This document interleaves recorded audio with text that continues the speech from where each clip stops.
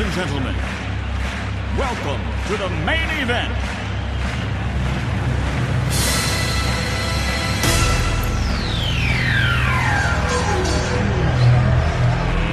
Let's get ready to rumble!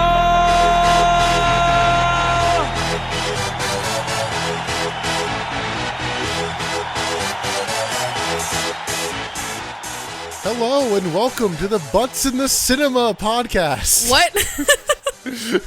Episode 1 of that, but episode 93 of the Butts in the Seats podcast. He's just premiering that on the fly. I didn't know that's what he was calling this. I think I've actually joked about that before, but you don't remember. No, probably not. Today we're reviewing the 2000 hit comedy, Hit? Ready to Rumble. You're going to call this a hit? No, I'm not. You did? Hence the apprehension in the voice there. Choices. I'm Nick alongside Emily. As always. Emily, what is it we normally do here? Normally, we're taking a week-by-week look at WCW's Nitro through the 90s and the early 2000s. And we're watching them just crash and burn. What are we doing today? Today, we have decided to watch, as Nick calls it, the 2000s comedy hit, Ready to Rumble, starring David Arquette and a slew of WCW superstars. No respect for Scott Conn. Who? So yeah, as mentioned probably way before this episode, we are reviewing Ready to Rumble, the only WCW movie ever. Yeah, and WCW is all over this movie. Like, these kids are excited to go see Nitro. No, Said no one ever. Monday Night Nitro, which is not Okay, the name of the show. Semantics. So Emily, I have to ask, what did you know about this movie before we watched it? Because I know I tried to avoid you watching it because I just wanted your authentic reaction for this podcast. But what did you actually know going into this? Honestly, not much. I mean, I knew that David Arquette was in it. And you know David Arquette goes to win the title and all that. But I only know David Arquette because of Friends. Okay, so yeah, I guess that's one thing. I only know David Arquette from his cameo appearance in like 2 episodes of Friends. Maybe not even 2, 1. I know he marries Courtney Cox at some point. Unfortunately, we can't do my favorite game, which I'm going to pitch to the world here, but I've created a game based off IMDb of guessing what is the top 4 known for films of David Arquette. And this is according to IMDb. Yes. This is not necessarily the true best movies of an actor, but it's what IMDb has pushed forward in the algorithm. So if you want to play this game, the short version is you have 7 chances to get the 4 movies, and you can use one of your chances after like the 3rd or 4th one to get co-stars or years or whatever. It's a great game. Won't apply to anybody in this because Emily's not going to know anybody in this. No. But if we were to do the IMDb game for David Arquette, we would end up with Scream 2 and Scream 3, but not Scream 1, despite the fact that he is in it. Yeah, that's interesting. And I forget if it's 1 or 2, where him and fellow co-star in this movie, Rose McGowan, play siblings. I think that's 2. I don't know. I've only seen Scream 1. I've not seen the other ones. I think I watched Scream 2 with your mom, of all people. Another one of these 4, Never Been Kissed, which... I've heard of that. It's like a rom-com. Yes, features 2 of my favorite YouTubers. Yeah? Yeah. In background extra roles, you don't even see them. And then 8-Legged Freaks. Yeah, I don't know that one.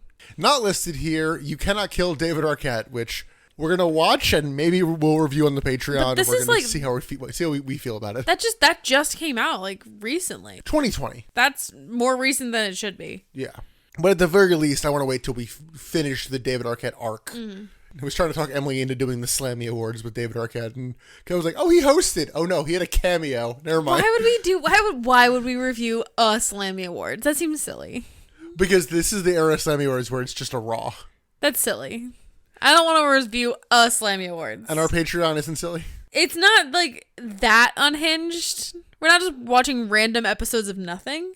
Okay. Like, we have what we watch on the Patreon is rhyme and reason. There is a reason behind what we watch. Legends House Part 3 out now. Our other star, which is just, because he's not David Arquette, is very much like swept under the rug, for better or worse, is Scott Conn. Did he play Sean? Is that who Yes. this is? Okay. He's the son of James Conn, who's a much more famous actor. I know Scott Conn mostly from the Ocean's 11 trilogy. Oh, was he in that? He plays the brother of Casey Affleck, which is kind of funny that it's like, oh, people with more successful relatives are siblings, but like they're like Mormon fraternal twins. He's decent. Like, he's good in it. Are they in all three? Yeah. I don't remember. I guess I have to watch the Ocean's trilogy again. Oh no. The third kind of main star of this film is Oliver Platt playing Jimmy King, who I don't know what you would have seen him in. Yeah, I know the name. Yeah, it's one of those where like it's a name you know. I know him from The West Wing, but even then, like that's not what the main thing I should know him from is. Yeah, I don't know. The Three Musketeers, Lake Placid, Bicentennial Man, and 2012. Nope. I will note that we are potentially stalling on this because we've not done a movie review before, so we don't really know how this is going to go. So, no, we watched the film and we kind of like took notes the way that we would for a Nitro or a pay-per-view or anything like that. I took a lot more thorough notes than you. I took pretty thorough notes. I mean, I have about the same amount of notes that I would for a Nitro. All right. Well, I guess I just don't have a lot to say. Took notes doesn't mean I have a lot to say. Let's get into this. It's Ready to Rumble, released on April 7th, 2000, but premiered on April 5th. I could not find the DDP Jeff Jarrett segment, so bummer. I'm going to go ahead and just guess he said, "I'm the chosen one. I have all the stroke." And DDP said bang and wrestled him. Bada bang, please. Sure. Emily, do you want to guess the budget on this movie? Too much, probably. $24 million. Yeah, that sounds right. Which, I mean, for the time, that's a, you know. That's too much money. Yeah. I mean, it's not Lord of the Rings territory, but. It's still too much money. Emily, $24 million budget in terms of the actual film, not advertising, anything like that. What is the box office for this film? Ooh. How much money did it make? I'm going to guess under 50. Yep. Under 30? Yep. Under 20? Yep. Under 10? No. Okay. I knew there had to be a breaking point. This movie did not profit. Yeah, it did lose money. Cool. Again, not counting advertising in the budget. Cool. So what, 20? 21? 12 and a half. Fuck. Well, that sucks. Has a 5.3 on IMDb, which do you think that's too high? Or do you think that's appropriate? I'd say it's appropriate, especially for the time. Yeah. IMDb's a weird one where it's like, there's like 3 movies that are a 9 or higher in terms of like cumulative score. Yeah. Meanwhile, on Rotten Tomatoes, everything is either incredible or garbage. Nowadays, according to the audience, everything's incredible. Yeah. Which is a conspiracy theory I have, but we don't have the time for it. It's bots. Yeah. It's bots. This movie has a 23% critic score on Rotten Tomatoes. I want to say audience. It's above 50. But it's like just above.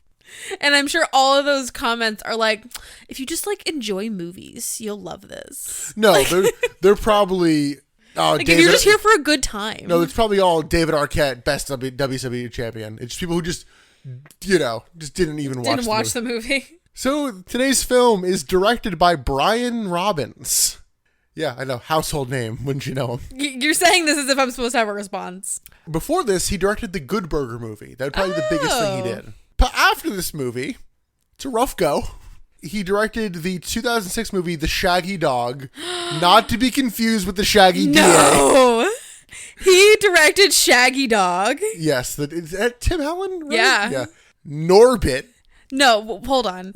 Ladies and gentlemen, if you have not watched The Shaggy DA... No, you don't need to watch the movie. You need to watch the preview clip. You must watch just the Disney preview clip. Plus preview clip. We refuse to watch the movie. You must watch this preview clip. It is gold. It is, to quote Martin Scorsese, cinema. It is absolute high art. Anyway, yeah. He also directed Norbit. Wow. Which, oof. Meet Dave, another Eddie Murphy film. God, Eddie Murphy does not do good movies. And a movie I had no idea was as bad as it was. 1,000 Words, which is one of the rare movies to get a 0% on Rotten Tomatoes. So we're in good hands, is what you're saying. Yeah, I think there's like 24 movies in history to get a 0. My guy. This movie's also written by Stephen Brill, who again you're stopping as if I'm supposed to say something to that. Like I don't know writers. What? He wrote the Mighty Ducks trilogy. Great. And then right after this, he wrote the movie Little Nicky, which almost killed Adam Sandler's career. Okay. And he didn't write anything else post this and Little Nicky until 2014, where he wrote Walk of Shame starring Elizabeth Banks, which apparently it's not all that good, but it's not, an absolute train wreck. Don't remember it at all. But spent most of the last several years just directing a handful of bad Happy Madison movies. Oh. The best one of which, and I say that lightly, is I remember liking Mr. Deeds when I was younger, but even that has a lot of the shit humor. Not to be confused with poop humor. Yeah, it was not up my alley of movie viewing. Yeah. Not even something that was on we're my in radar. super capable hands here. Definitely. We're doing great. Emily, you want to get into the actual movie itself? Sure. Let's all go to the lobby. Let's all go to the lobby. Let's all go to the lobby to get ourselves a treat. Delicious things to eat. The popcorn can't be beat. The sparkling drinks are just dandy. The chocolate bars and the candy. So let's all go to the lobby to get ourselves a treat. Let's all go to the lobby to get ourselves a treat. I'm sorry, my hopes are not high. Like, my morale is low. Movie comes to you by Warner Brothers Pictures, which DDP felt the need to brag about on the last Nitro. Did he? Yeah, he's like, this is a Warner Brothers picture. Okay. They make some shit, DDP. You know that. And then Bel Air Entertainment, which I never heard of before. We open with various wrestling still photos. You recognized a couple of the people in here. Yeah, and I clocked there was Sid, Bam Bam Bigelow, Goldberg. Oh, I can't remember who else was in there. There's a handful of known names in there. But, Bruno Sammartino. Yeah, so we get a voiceover from Scott Conn, whose character's name is Sean. He's talking about all like the legends of the business and putting over the business as a whole. And he's going through everybody, and then at the end he's like, and of course, Hulk Hogan. It's like, motherfucker, stay out of this, Terry. Yeah, he doesn't really get a lot of name drops in this film, which is great. I think at a certain point it would just draw attention to the fact that he's not in it. I mean, Sid gets a lot of talk, and he's barely in it. Keep in mind, this was filmed the previous fall. Yes. So there's Which a is funny. sweet spot where this was filmed, because Eric Bischoff was supposed to be in this movie, and he's not. Right. Yeah, it's somewhere around September, October. Sid is not the big deal he is in March. No, and he's played as a jester basically later on in the film with Perry Saturn. Jester's relative. He's a fucking nameless goon, basically. Goon, yeah. I mean, he's a joke. Well, yeah, we'll get there. We then cut to live action where Sean is putting over his hero, the WCW champion, Jimmy King, to two random children. They're just hanging out outside listening to this full-ass adult talk about his childhood hero. Apparently, Jimmy King has the longest winning streak in professional wrestling. One, Goldberg is in this movie.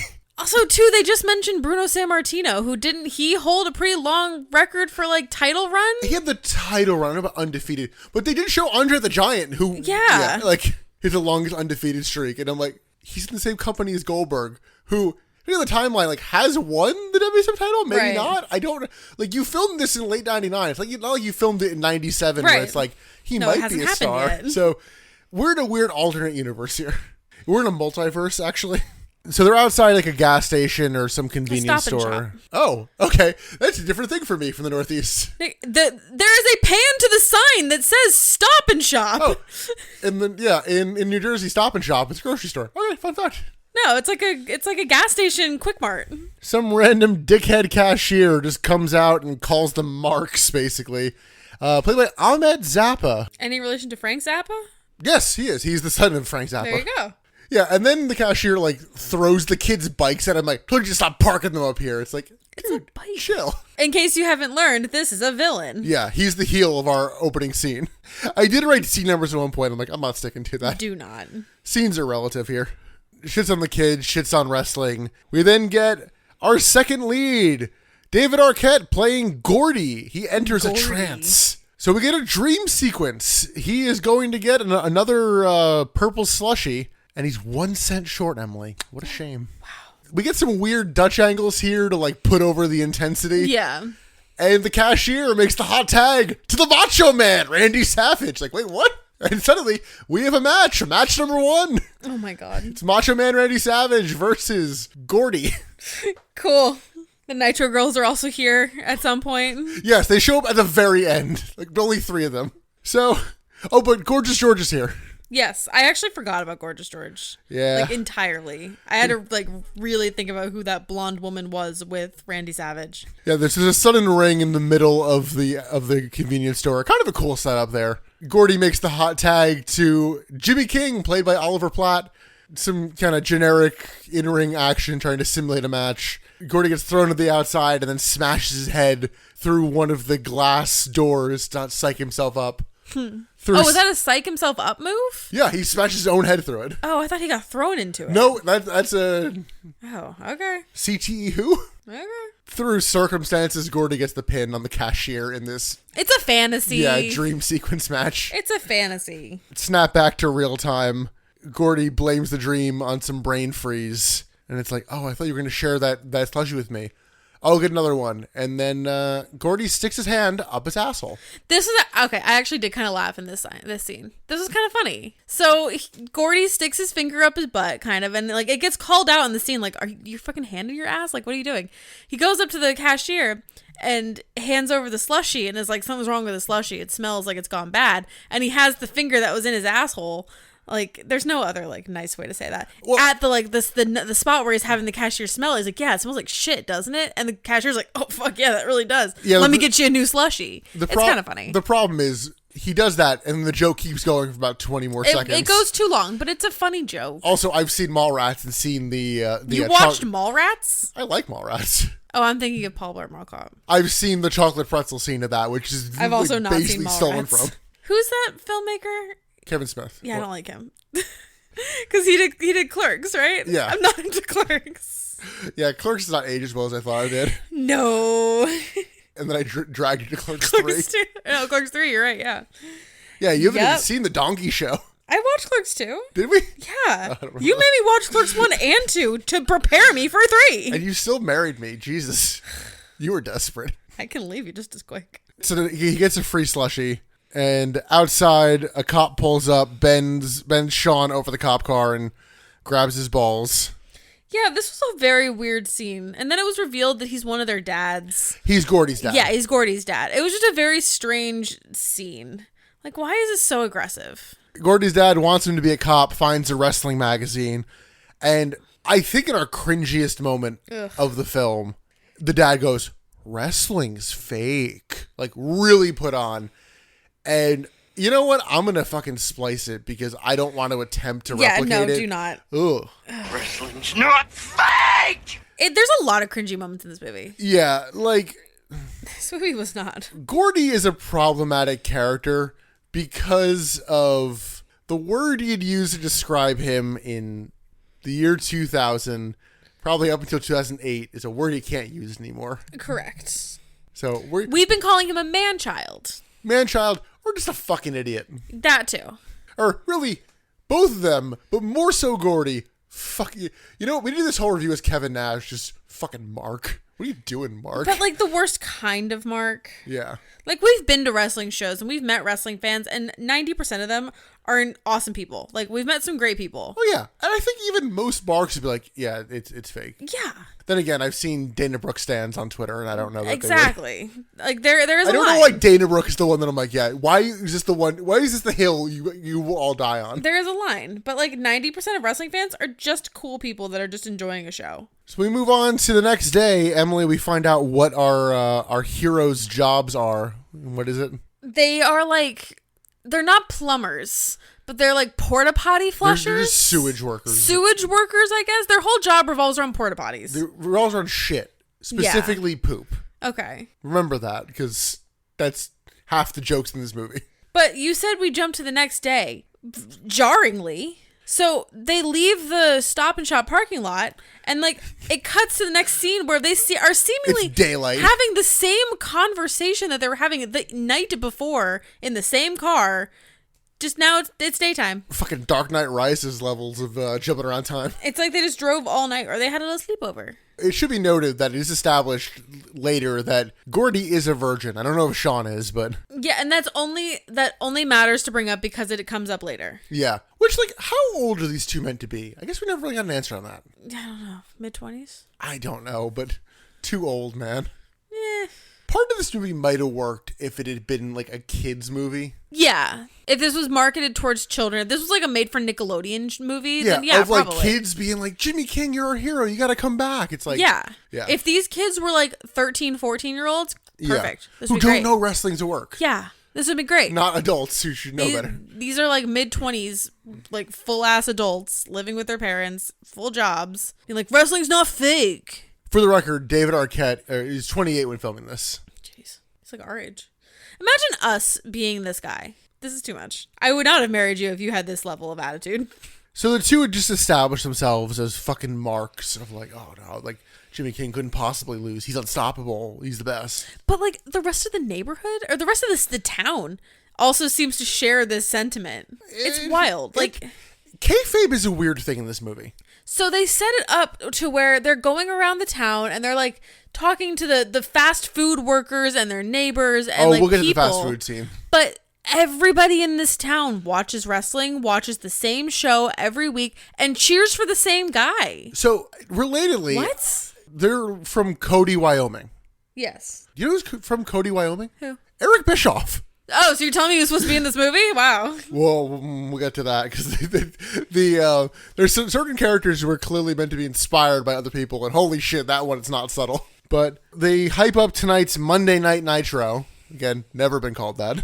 As they work with shit. It's like, look at these dumb idiots who like wrestling and work with shit all day. Yeah. It's like only unintelligent people can like wrestling. who do But you you're think- also like, this do you think is is gonna a see this WCW movie? movie. This is a WCW like sponsored movie, right? Yeah. What are they saying about their own fans? Yeah. No, it just blew my mind that the entire town watched this one show. Like, hey, you gotta watch Jimmy King beat whatever the fuck tonight? Like, Well, who the fuck is, really? Well, it's no a one mi- is not watching well, this? it's a mix of they're either entirely into it or they just make fun of our main characters because It's mostly the former. they sort out some porta potties. They do a scene where Sean's gonna like take a dump and he makes Gordy promise not to prank him when he takes a shit, and Of course he does. Gordy crosses his fingers and then sucks the porta potty with Sean inside with a hose, not like by mouth or anything weird.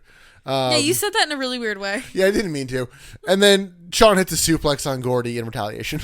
Cool. In the next scene, they go to get some fast food from, I guess clearly no fast food place offered to give money to this movie God, because, no. This is like a McDonald's, whatever. yeah, where Sean has a crush on Brittany. Gordy sucks. Yeah, Gordy's awful. It's like, what do you want? I want the Brittany sauce. Like, he's fucking like 11. Yeah, he's honestly a man-child. He acts like he's 13 at best. I don't know. I know 13-year-olds with more maturity. Right? I mean, it's really pathetic. Yeah, so Sean has a crush on Brittany. Gordy's annoying about it. And Wendy, which I don't know if that was meant to be funny or not, I don't think so. who also works at the fast food place, is in love with Sean. Yeah. But again, both of these pseudo-hot girls watch wrestling. No, Brittany doesn't. Does she not? No, Brittany had the line of like, would two losers have tickets to Nitro? And Brittany goes, yes. And it's like, once again, who is this movie for? Just shitting But on your no, fans, man. Wendy would listen to our podcast. Yeah. But Sean won't date Wendy because she's too much like one of the guys. Which they really do not do a good job of establishing. No. To be fair, that's why I won't date you. Why the fuck did you marry me then? What?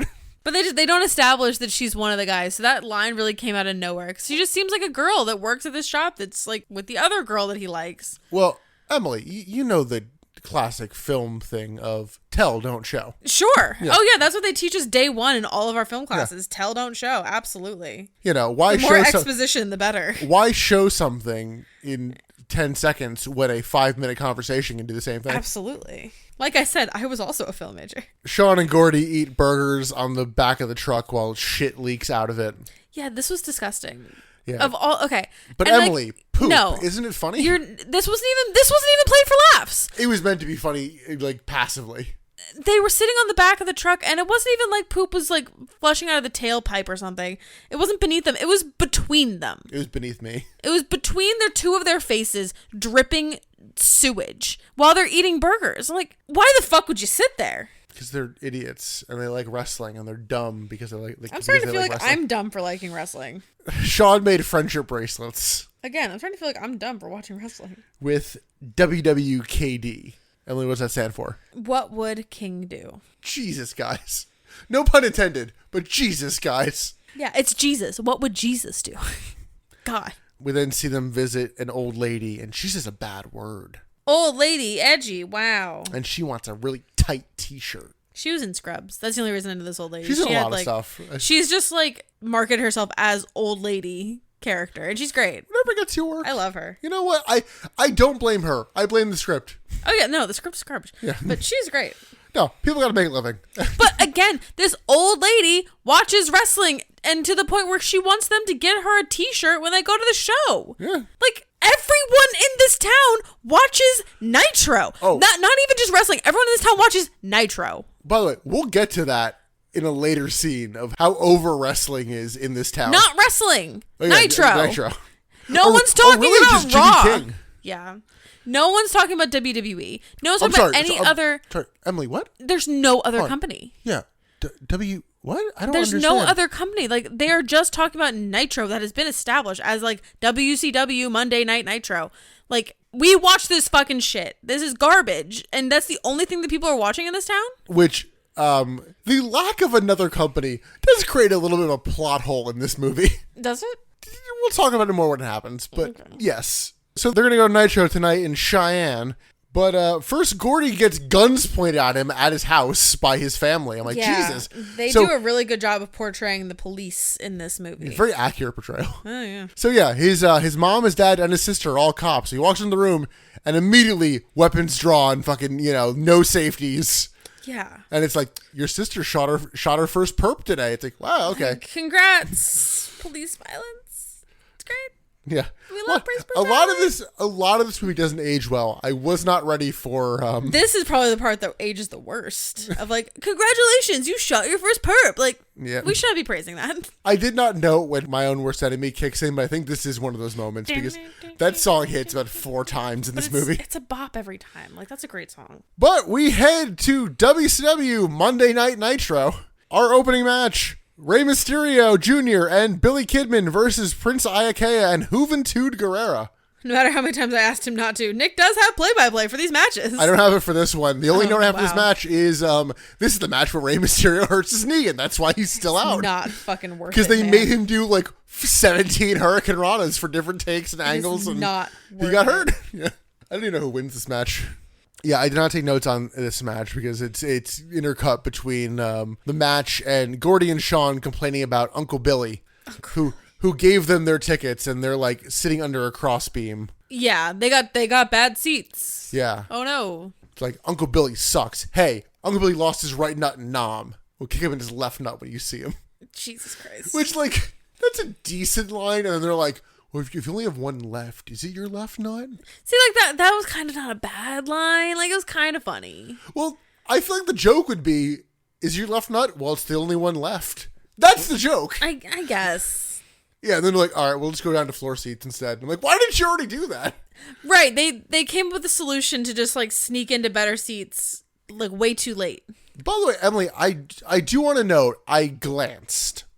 Emphasis on glanced. This is the last appearance of this Nitro set. Our next Nitro is the reboot, and they have a new set. I don't really make note of the sets. And I did notice that the set in this movie was different than the set that we have. The ramp is incredibly different. Well, I think it's because people can't slip. They want people to slip on this one. That's kind of the big point. That is the big Yeah. focal point of the quote unquote set. Yeah, it's not but- really a set. But the big Starburst logo being the set is now will don't be think of that as a gone upon the set. next show. Okay. It's a lot more WWF looking, Okay. I don't think of the Starburst logo as a set. I think of that as the logo. or like the stage with like the sliding opening with the screens and all that. And- Okay. I'll take your word for it. Yeah, this is the last appearance of that, or this movie, because we do see it a little bit later. Darn, what a Or- shame. I'll miss yeah. it. I know. Don't even remember it to miss it. We cut backstage. Titus Sinclair, an Eric Bischoff type. Yeah, he's just like a backstage booker kind of guy. Played by Joe Pantoliano, or I think it was, I heard it from OSW. It's been coined, played by Joey Pants, which I've not been able to keep out of my head. Joey Pants. So, Titus Sinclair doing his best Eric Bischoff kind of He's doing his best Eric Bischoff presence, but he's looking he's not doing like an impression. No, he's not doing an impression. He's doing the Eric Bischoff presence while looking kind of like Shawn Michaels meets Triple H. Oh yeah, very Commissioner Shawn Michaels. Yeah. Well, It's the also hair. being Joe Pantoliano. It's just he has the long hair, and then he's wearing like the teeny tiny sunglasses that I attribute to Triple H for some reason. The like little beady sunglasses. Yeah, I don't think that was me, Triple H. I don't know why, but in my head, those are very Triple H. Apparently, Jimmy King is late for the show, so Goldberg has to like receive the finish in his stead. Wow. What do you think Goldberg is Jimmy King's bannerman? Yeah, what do you think the finish is? You know, King's going over the pile driver, and then Sinclair pulls DDP aside. And I think, no, tonight's your night. It's the Montreal Screwjob, Emily. What? No way.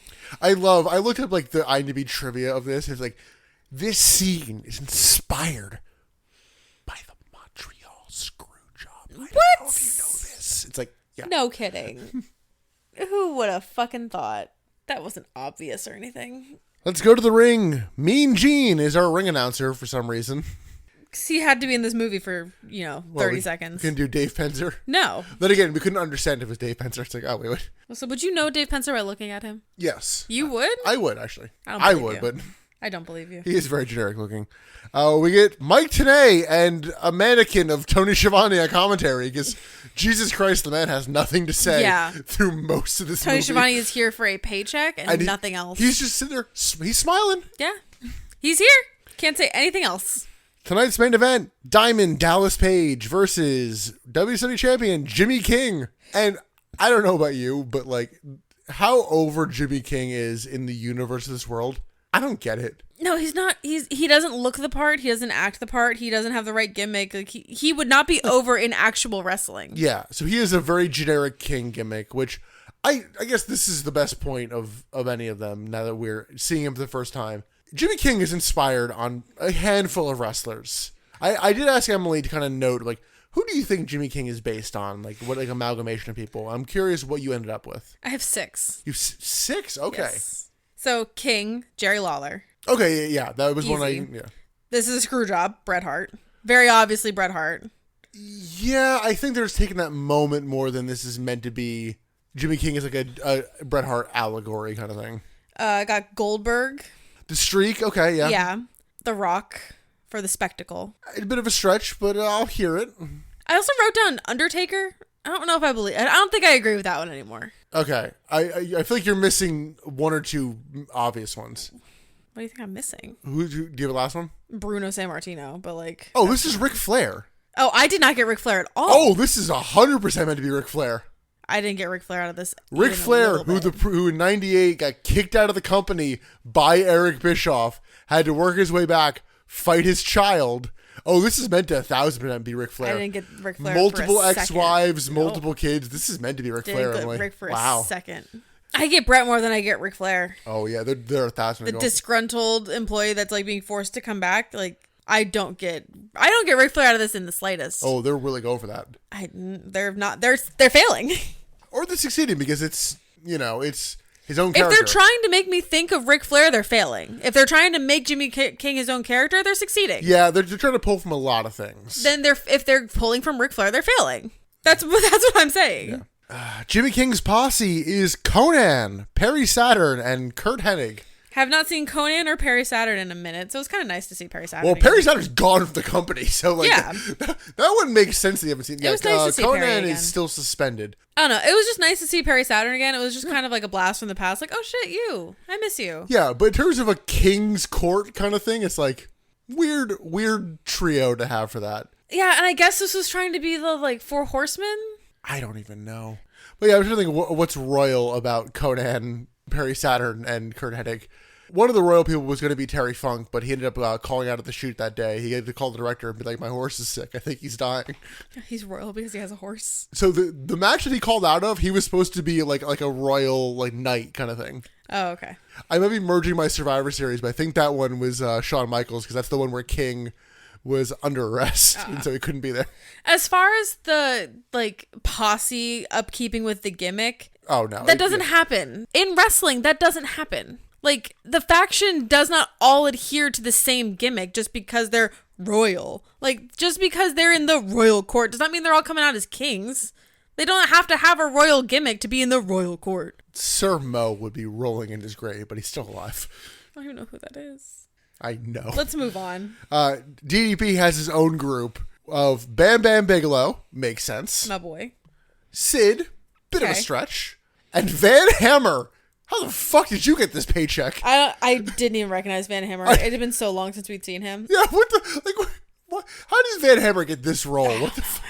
We will see Van Hammer multiple times again in our timeline. I'll have to like reintroduce myself to him when he gets back into our timeline because I don't know anything about him. He will get a new name. That's not going to be helpful. Yeah, I know. So Jimmy King comes out of the ring, cuts a promo, and almost immediately starts rapping. Oh no. And you're telling me that this is Ric Flair? No. I'm telling you, I'm having a really hard time finding Ric Flair in this man. You told me it's Bret Hart? More Bret Hart than Ric Flair.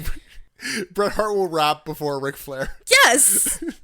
You know what? We have not done a Twitter poll ever. I think that might need to be one. Yes. Of who would rap first. I think Ric Flair. Especially Absolutely in not. Especially having him appear to AEW, I think he would rap first. No, absolutely not. But also it's like, oh, this is like the biggest baby face ever, and he's just cringe rapping. I'm like, you're telling me this guy is the most over thing in wrestling? Titus Sinclair comes out, basically tells Jimmy King to his face that he's gonna screw him. Yeah. What? Because that's how the Montreal Screwjob went down. Yeah. Here, Vader did warn Brett, like, I think something shitty might happen here. Yeah, but Vince McMahon didn't go up to Bret Hart and be like, I'm going to make your kids cry. Like, Well, that didn't happen. according to Hulk Hogan, it was WrestleMania 16 or 17. According to Hulk Hogan. The crowd was chanting, Brett screwed Brett. According to Hulk Hogan, WCW and WWE shook hands and amicably went together in the 90s. Like, He saw Eric Bischoff hug Vince McMahon in 2003 and was like, well, there was never a war, brother. exactly. Match starts, the two chain wrestle and openly talk about spots. So it's like, okay, wrestling is a work. I liked this. I thought this was a great spot. But like, it is important to establish because it's one of those things like in a wrestling movie, it's like, okay, like no holds barred. Wrestling is real. Like all the fighting, it's real. The wrestler, it's a work. Mm-hmm. Here, it's like, okay, cool. It's a work. Yeah. It's very real to like what would actually happen in a ring. Yeah. I think that's great. DDP then suddenly decks King after a kind of nod to Sinclair. And immediately Sean and Gordy like, something's wrong.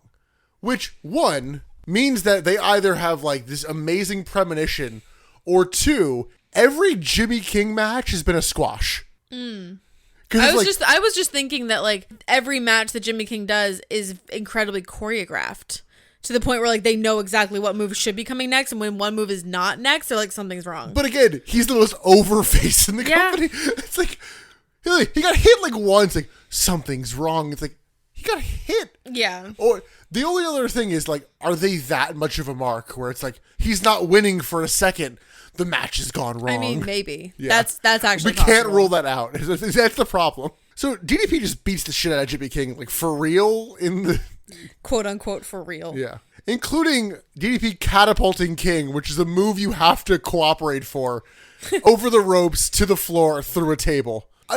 We should note the stunt doubles for two of the people here. Oh yeah. Jimmy King's stunt double is Canyon, which is why he got the Hollywood. Who better? I recently found out David Arquette's stunt double at various points is the Hurricane. My boy. Jimmy King then hits a chair shot, DQ, Oh, there's a lot of DQ question mark in this match. and then goes up top for the crown. By the way, the biggest babyface of the company, his finisher is a top rope axe handle. Is that Look, I know Billy Kidman can't do it properly, but it's no shooting star press. yeah, well. DDP counters the crown and then signals for the diamond cutter, but the King hits a low blow. Once again, DQ. DDP's goons run out and Sid powerbombs King, and then we get a double diamond cutter, which I'm like, oh, yeah. DQ? Well, the ref is down for this point. Is he? Yeah, he gets bumped. It's Charles Robinson. He gets bumped for something. Made of glass. Yeah. All refs are glass. But no, we get Bam Bam DDP, like double assisted diamond cutter. I'm like, okay, cool. Actual move you broke out there. Yeah. We then get the King's posse running out, and they immediately turn on him. Oh, okay. It feels like most of the company turned heel right here. Yeah, and I don't really understand why. So we get 4 men going up top. I did not note which 4 men. And But they called it a 4-post massacre. yeah, Sean and Gordy are losing their shit. Like, oh my God, we've seen this all before. Like, I've never seen this in wrestling once. It is kind of a cool move, but it is incredibly difficult to probably do properly. It is 2 diving splashes and 2 diving headbutts all simultaneously. Onto the same target. Yeah, called a 4-post massacre. Admittedly, if you could do it, like, that's an impressive fucking move. And the fact that he pulled it off for the movie, I mean, It looked they cool. still didn't do it. Yeah, the good spot. I wonder if there was any movie magic that happened with that, where they just kind of like altered it, so like the perspective looked like they all landed in the same spot, and but they They showed it in a Y. I mean, the only thing I'd say is maybe speeding up an in between thing, but even then, like they laid it pretty simultaneously. They pulled it off. Wonder was one of like we're doing one take because this is fucking dangerous as shit. We get Charles Robinson getting thrown into the ring. He counts the pin. Yeah, and why did he count the fucking pin? I don't know, man. That's where I was like, I guess this is true to source material because Charles Robinson's a fucky ref. New WWE champion. 3 time. Except in the story, it's his first time. Right. It's DDP. Titus Sinclair then grabs a mic and is like, well, he's gone now forever. Like, that was never established. You will never see this man again. He's basically fired. And he does pull a Bret Hart here. I don't know if you noticed this. He does it multiple times throughout the movie. He will never fight for the WCW again. Oh, I did not catch that. Yeah. So Jimmy King has been exiled, and he asks, why? Titus Sinclair's line, why? Why not? Why not? I'm done with you. Because I can. I don't want to play with you anymore. Yeah, they never really actually gave a valid reasoning Well- why they turned on Jimmy King. The reason is because he's a drunk prima donna who shows up late. Like, But they didn't really establish that. no, they told you verbally, Yes, and exactly. like never. I mean, the fact that he didn't show up at the start of the show, But he still showed up on time for his match. yeah, the fact that if you watch wrestling, you know people show up in the middle of the show all the fucking Right. time. I think it'd be too much of a meta joke, but I'd love someone to lose a match by forfeit because they showed up late. I don't think they've. Yeah, I don't know if they've ever consequences. done that in wrestling before. They should. Consequences. So Jimmy King has been screwed out of WCW, and Jimmy screwed Jimmy. like I mentioned earlier, I guess it's important that WWF doesn't exist in this movie. He's the biggest star in wrestling with an undefeated streak. Why would he not just go to WWF? Because it would be too obvious if you looked at the camera and like wrote out the WWF. No one would ever do that. No, and I did kind of think that too when he like later on in the movie when he's so disheveled and has nowhere to be, like no one called him, nobody picked him up. Everyone was just like, "Oh, we're all agreeing that this guy's bad." Okay, what? Pretending Paul Heyman doesn't exist and isn't a carny Right. motherfucker. Right. This is why monopolies are bad, kids. It's a cautionary tale movie, actually. So post-show, Gordy and Sean just start bawling their eyes out in their truck. You know, as grown-ass adults do. Yeah. Like, no, don't get me wrong. Nick and I have gone to shows, and we have both had, like, visceral emotional reactions to matches, to finishes. The closest I could compare us was after WrestleMania 39. Yeah, Absolutely. absolutely. That's the closest we got to this. I'm just like, But we were not weeping. Yeah. We did not sob. Like, it's frustrating, and it sucks, but it's fake. our issue was with the storytelling and not. Right. Like, me, my guy loves you, so me, not fair, me. Like, Yeah. no. And I say that as somebody who laughed at the end of Infinity War. See, you're just sick for that. They were all coming back. You're just sick for that. They were You all are gonna not fucking, right for that. Oh, like they didn't announce all these fucking sequels. Everyone's Actually, that was all a crying in fucking the cover theater, story. and you're laughing. You're a psychopath. You're laughing. All these people are dead, and you're laughing. Yes, you're a Tired of psychopath. pretending it's not funny. You're not right for that. You can laugh at Star Wars. That's fine. You're allowed to laugh at, what was that? Return of the fucking Jedi? I don't know. Last Jedi. Last Jedi. Fucking Mary Poppins scene. Yeah, I busted my Yeah, ass. you up. can laugh at that. That's silly. But It wasn't meant to be. you can't laugh when everyone is dying. Anyway, yeah. So they crash the truck as you do when you're crying. They didn't just crash the truck. They flipped the fucking truck. Yeah. Oh, yeah. We didn't even mention they drove to the show in the sewage truck. I just call it the shit truck. Shit spills everywhere, all over the road. They end up like kind of falling into it a little bit, although you wouldn't know it. And then the fire department is here to clean this up for some reason. They even have the line of like, why are we cleaning this up? Oh yeah, and the police are like, well, we're not gonna do it. Yeah. Like, wow, they're really working hard to make Like, the police I the literally heels. wrote at first like, oh, like a hazmat team shows up. Like, It oh no, should it's be. the fire department. It is biological waste. Yeah, this should be hazmat. So another truck appears and Just isn't paying attention to traffic. Yeah. And then And also, okay, world building. The police and the fire department are here, and you're telling me that nobody set up a blockade. Nobody was sent out didn't to think of stop that. traffic. Nobody closed the road. we live in Baltimore. They close one of our main roads, the right lane, every weekend just for shits and giggles. Just for funsies, man. There's We've cones not. out. It's been 5 years. We cannot figure out.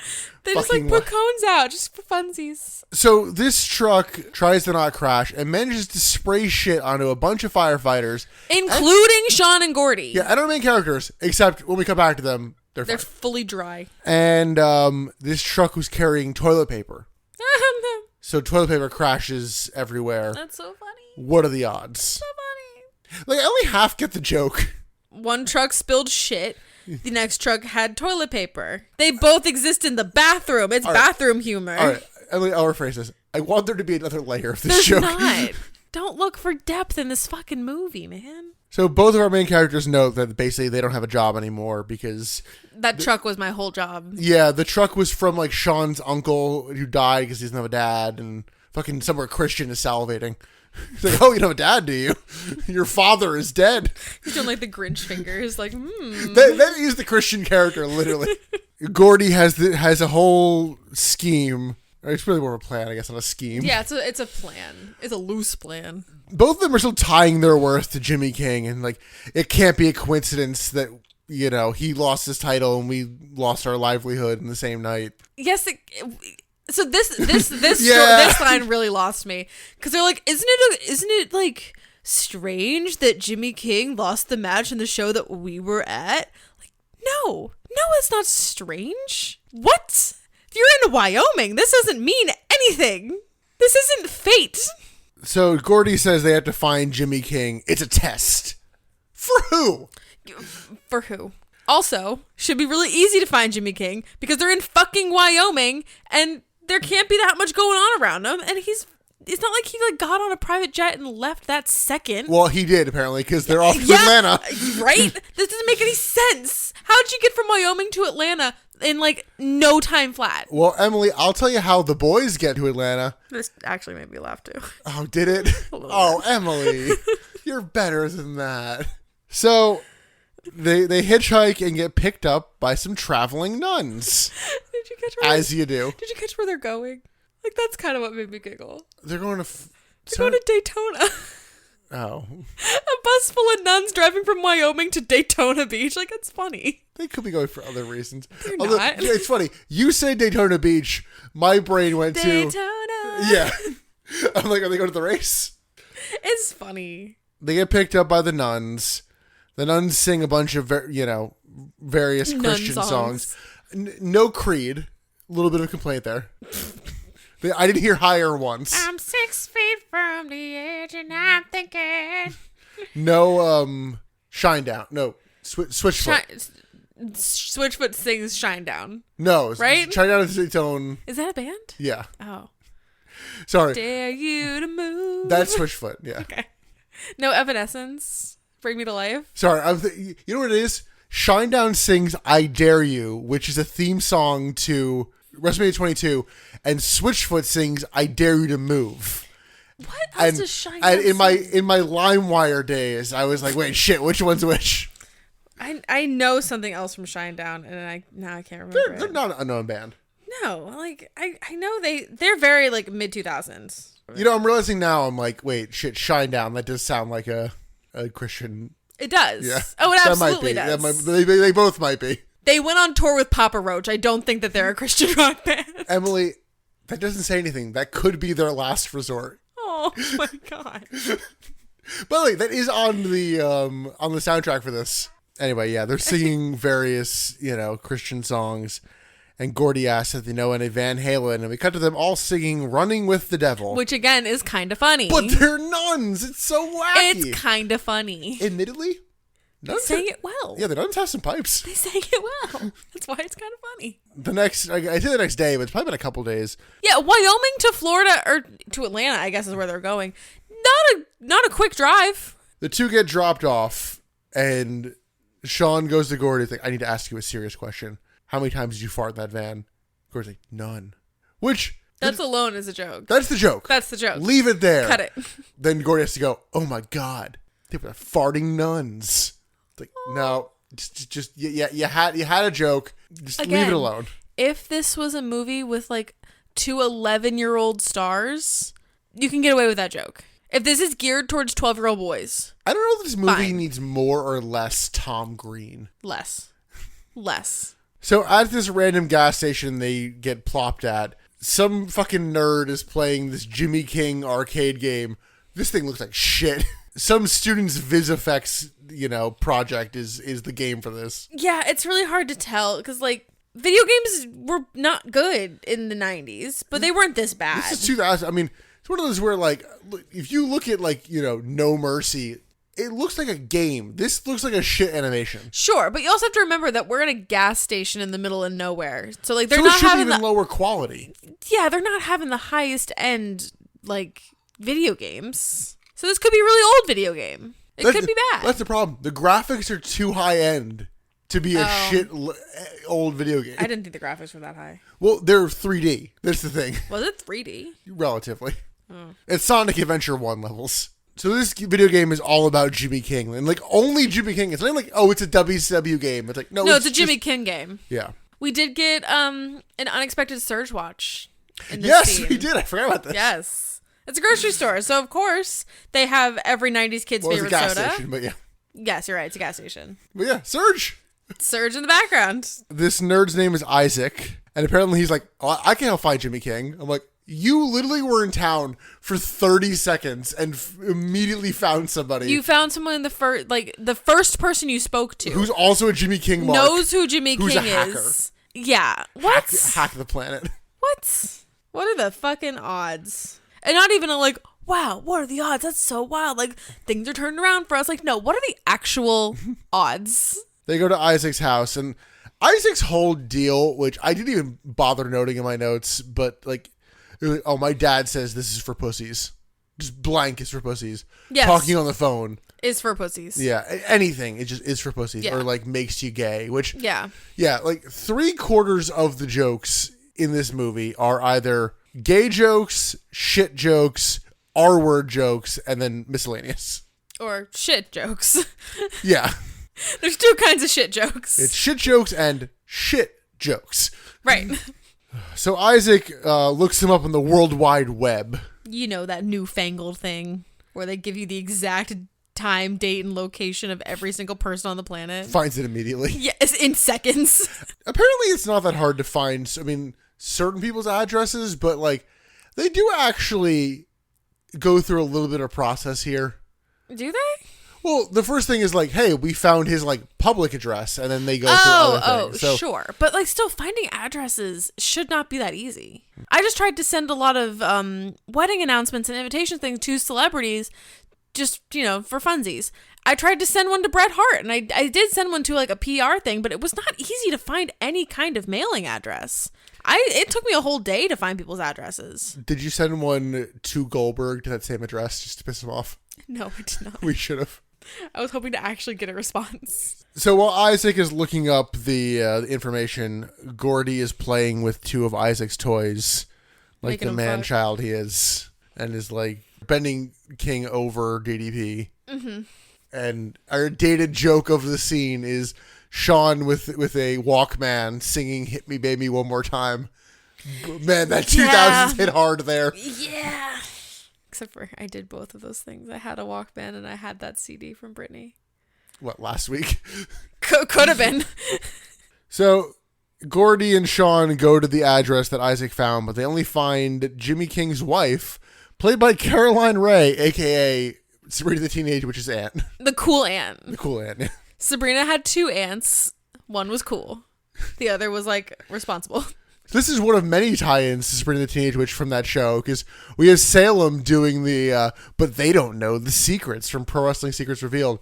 and yeah. Melissa Joan Hart, who's just an active wrestling fan. I love her. She's just so chill. Like, she's the most, like, grounded celebrity from that time. Oh, Billy Gunn appears in that show. I forgot about that. In Sabrina? Yeah. Oh. Whatever Salem's former family was, he's like the father-in-law or something. And so Sabrina has to wrestle Billy Gunn because Salem can't. What? I don't know, man. That's for Patreon. I don't know. Oh my god. Yeah, we'll have to find that episode. But yeah, used to love Daddy Sabrina Ass Teenage on Witch. Sabrina Teenage Witch. You know who else loved that show? My father. But anyway, they find Jimmy King's wife. Apparently she has crabs. That's fun. Yeah, again, like, it's one of those shit jokes. Is it a shit joke or a shit joke? Because she has crabs. Yeah, she hasn't seen King in 2 years. Yeah. And then apparently he owes his wife alimony and child support. And I'm like, there's the Ric Flair stuff. Yeah. They then find Jimmy King's son, and he has shitty braces. It's not even that he has shitty braces. It just looks like his braces broke, and instead of taking the braces off, some orthodontist put more braces on top of them. You are correct. The joke was so bad, I did not feel the need to go into detail about it. I just couldn't really follow how these got messed up so badly. Yeah, so they call Isaac. Isaac's like, yeah, there's multiple ex-wives and multiple kids. Dun dun dun. Yeah, because according to Jimmy King's biography, it's like, oh no, none of this was real. Because then they go to visit Jimmy King's parents, and it's like, oh no, according to his book, you're dead. Yeah. According to his book, he has one kid who has, like, disability, and his parents both died tragically. Yeah. And, you know, it's a very Hulk Hogan sob story. But in reality, his parents are like, yeah, he's a piece of shit. Yeah. He stole our fucking motorhome. yeah. They managed to finally locate Jimmy King's motorhome. And for some reason, he's dressed in a wig and glasses, and he's hiding out for people who he owes money to. Yeah. In a motorhome, in a random, like, motorhome park. Which, like, first of all, how the fuck did you get that address? They said he got like a ticket or something, and that's what he cited it to. okay. They did actually have a line for Okay, it, so okay. it's one of those where if he owed people money, they'd find him based Right. on that. Yeah. So in this scene where they walk up on the motorhome and they see Jimmy King, like, in the wig and the dress, like, hiding out. They go up to the window and they see this. And Gordy and Sean decide, like, we'll just knock on the door. So they knock on the door to the mobile home, and inside, in a female voice, They knocked King on the goes, window. They didn't knock on the fucking door. okay, well, Yeah. they knocked on the thing. And King inside, in, like, a woman's voice, goes, who's there? And Sean and Gordy go, oh, it's us. I missed that. Like, they know each other. Who's us to Jimmy King? King is having none of these two until they offer him $30 for 5 minutes of his time. Yeah. And Gordy and Sean just continue to be marks and not understand what's happening. Even when Jimmy King is like, it's not real. Yeah. It's an act. And they're like, yeah, totally. Guys, holy shit.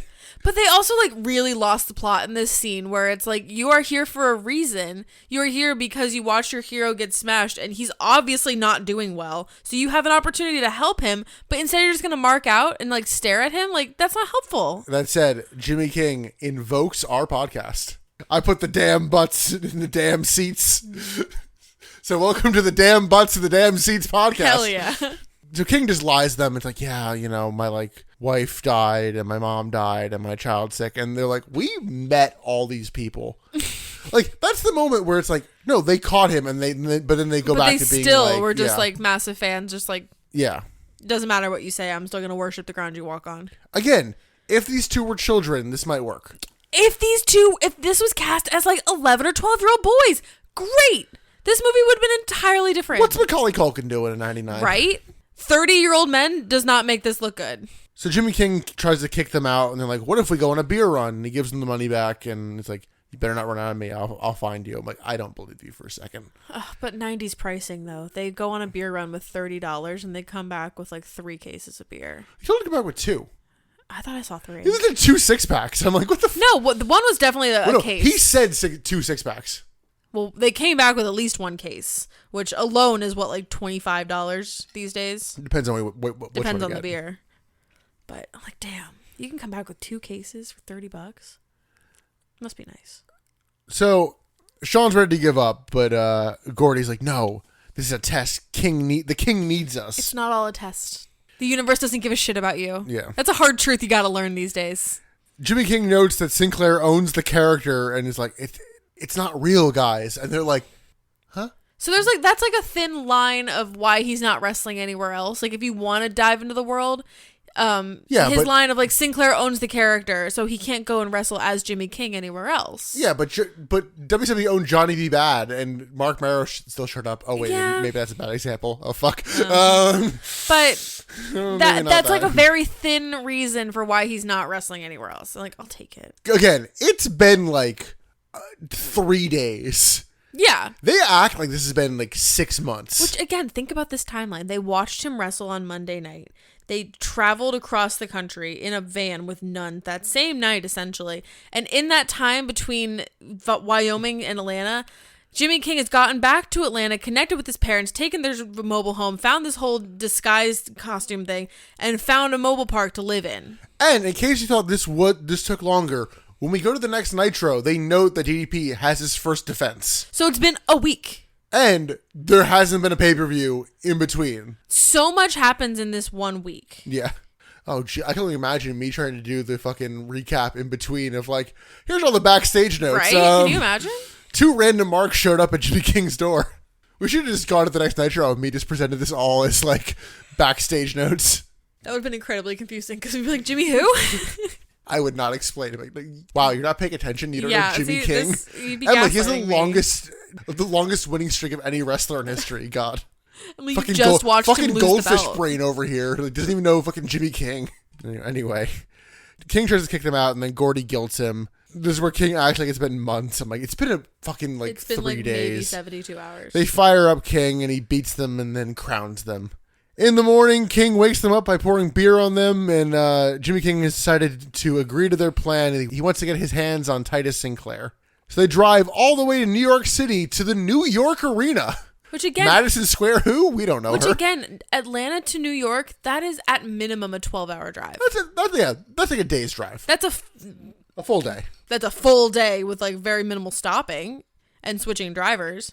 So we go inside the arena. There's 2 matches announced for tonight's show. It's Sid Vicious versus Sting. All right. And in his first title defense, DDP will be defending against the Disco Inferno. Oof. Yeah, why? Of all the people to defend against. Love disco, but why? Shawn and Gordy smuggle King into the arena in a porta potty. Because of course they do. They don't have their truck anymore. I don't know how they got this porta potty. I don't know how they managed to smuggle in a single porta potty. No, I think they just like found, because they put this porta potty in a line of porta potties. So they found the company that was distributing the porta potties to backstage and just like decided that they were part of their crew and just like snuck in. It's probably the most logical thing. but Yeah. The 2 then perv on the Nitro girls. Oh, hard. And Emily, these Nitro girls are naked. Extra naked. They're so naked, Emily. They're so naked. But they're not naked. No, they're not. They're not at all. They're so not I mean, they're naked. in like underwear, but like that's not naked. Yeah, they're like wearing like shorts and bras. That's not naked. We then get head Nitro girl, who is somehow not the head Nitro girl, Sasha, who is seen multiple times in like her own costume and like very clearly the head of the group, yet gets offered head Nitro girl later. Like, yeah, that'll do it for me. Yeah, right? She catches them perving. Sasha's played by Rose McGowan, who notably hated doing this film. Yeah, I don't blame her. Wasn't a good role. No. So she catches them perving, and then like they're not removed. I'm like, what the fuck? Yeah, right? Wouldn't this be like, this is 100% textbook sexual harassment. Kick him out.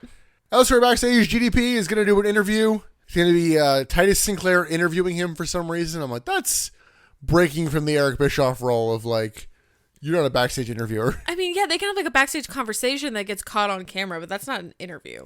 Yeah, so GDP is going to do an interview.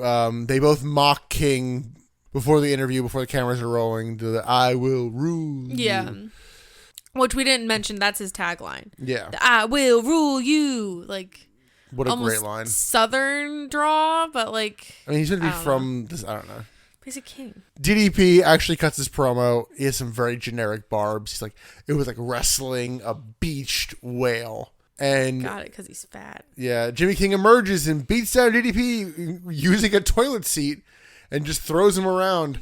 Gordy tackles Sinclair when he tries to interfere, and we get Shawn trying to help with that, but Bam Bam Bigelow and Van Hammer suddenly appear and throw Gordy and Shawn around. The King then crowns DDP from the top of the porta potty, and he goes to pin him, and I forget if it's Gordy or Sean, taps Billy Silverman on the shoulder like, do your job, do your job. I think it was Gordy. And he counts the pin, and so you're So I winner have by 2 pinfall. questions. Jimmy King. I also want to note, I have 2 questions. I want to know, per the credits, Billy Silverman, that is not his name. Oh no, he's the only ref that gets a name. Yeah. So my questions are, where the fuck is security? We know that Jimmy King is not supposed to be on this show. We know that he's got fired, so we know he's not welcome here. And then we have these 2 random working guys that have just decided to jump your main stars. Where the fuck is your security? I will tease this. There was a pitched ending that would solve that question. We'll get to that at the end. My second question, why was there a pin? Well, yeah, do your job. He counts the pin, and immediately Sinclair is like, no, that was not sanctioned. This is not how wrestling works. Yeah, but And also I'm like, the ref should not have counted. Titus Sinclair, respecting the business. But just like, why was the ref there? So no, that was unsanctioned. He books a cage match for the title and $1 million for some reason. Sure. Gordy accepts on King's behalf as Sinclair announces the match for pay-per-view in 4 weeks. And I'm like, the businessman being like, no, we're not doing this for free like we did the fucking last one. So this Pay-per-view. actually gives us some time to develop some world building. We have 4 weeks. Yes. This is plenty of time. Yeah. This is not 4 hours or 4. No, We this is should not know- 4 days. We should note there's no ticking clock here. No, there should have been. Yeah. But the fact that you even said that it's not just like the next week's Nitro, we have time. Well, they actually made a big deal of the match where King got screwed. Like, it's not even a pay-per-view. Oh my God, they're doing the title match? And I'm like, yeah, like WWE need a reason to do a fucking title match. Yeah. But yeah, so we have our main event for... Next. Fuck, I'll note it later. I literally forgot the name of the fictional pay-per-view they pull up. It's like Clash of the Crown or something. I did not write it down. Oh, we'll get to it later. It's not worth going to do. It's a fake pay-per-view. Yeah. For some reason, after this, everybody parties outside King's motorhome under a bridge. Yeah, why? This didn't make any sense. And making less sense, head Nitro girl Sasha just comes to flirt with Gordy. That's not sus? Honestly, even with the reveal later, this is still, this is poorly written. Yes. This doesn't make any sense. There was no reason why she would go and talk to him. Yeah, he's really bad at flirting. It's funny. He's awkward. It's funny. She notes, you're really sweet and masculine. Are you? We then get a random Nitro girl segment. Love it. And Mean Gene is fucking hammered. Do people think I'm sexy? Yeah. Oh, by the way, Gordy crashes the Nitro Girls dance. Good for him. King is panicked about the match and downs a couple shots and then manages to fall down a manhole. While running away, though. He was trying to flee the scene. Yeah, he falls clean straight down while running away. Like a cartoon character. Yes. It's very, like Bugs Bunny. I would say it's very Paul Bearer, because Paul Bearer once got thrown down a manhole. Okay, well, I'm thinking like cartoons, like Wile E. Coyote. There was no umbrella from Jimmy King, though. Yeah. The next morning, they find him. It's like, how'd you find him? It's because they're, They sewage work in specialists. poop. Yeah, they're like, oh, he's covered in shit. He doesn't look like it. He's fine. He's second guessing the whole match and training and all that. So they sing him an inspirational song. It's not good. No. Would you believe it? What was the song? I don't even fucking... Emily, you think I remember the fucking song? Was it supposed to be Jimmy King's theme, though? No, it was like, Jimmy King's the best. Oh, they made up a song. Better Okay. than all the okay. rest. I remember them singing the song. I It's couldn't better. remember if It's it was actually like... better than what they had. Yeah. I couldn't remember if they used a theme song or something. No. Yeah, it was very cringe. And then Jimmy King just sprints away, which leads to literally nothing because he's in the next scene. They have found a special trainer for Jimmy King. And Emily, I believe this man is the saving grace of the middle of this movie. Yeah? Sal Banditti, wanna wrestle? He didn't do much. Played by Oscar winner Martin Landau. What the fuck is he doing in this movie? To me, it felt like Christopher Walken said no. A little bit. You know what? I'll give you that. Yeah. But our Stu Hart stand-in, played by Martin Landau. He really thought that he was the saving grace? He didn't do enough. He don't didn't do know. much of anything. He wasn't in the movie for very long. He's trying. I disagree. He stretches King and he taps out. He agrees to train King, but he thinks King is too flashy. you know, with that top rope axe handle. He's so flashy. During the training, Sal dominates King until King hits a kick to the face and like, oh fuck, did you kill him? Yeah, it did look like that. Yeah. And he sold that very well. You're right. But Sal is playing possum and low blows King. Wow. And it's like, nah, you were weak for caring about me. It's like, oh, Jesus. You were right for kicking me, but you were weak for caring. We then see Gordy going to visit Sasha. Why? He brought her some bananas. Which, again, was kind of cute. It could be played better. He also has the line, Buenos noches. Or Buenos nachos. I don't even fucking remember he said it right. Probably nachos. It's like, oh, I didn't know you spoke Spanish. Are you fluent? No, I feel fine. Again, if they were 12-year-old boys, it'd be funny. They're 30. So she wants to stay in as opposed to going out. So she fucking cooks him dinner. They don't even have dinner. No, but that's the implication. And like Because of the implication. it's just, how highly do you need to think of yourself, Gordo? Someone like Sasha is cooking you dinner and thinks that you are like perfect after knowing you for 10 minutes? Like, I'm sure you guys might actually have things in common. I'm sure that's possible. But this is suspicious. Okay, we should note, let's just note now, she's a double agent. Yes. Which is the only reason this makes sense. The way this should go is that, like, basically she's, like, gonna sleep with him and then, like, extracts information and is like, no, I'm tired. Mm-hmm. She fucks him. Like, straight up. Yeah. She has sex with him. And I'm like, why? Potentially takes his virginity? Yeah. Yeah.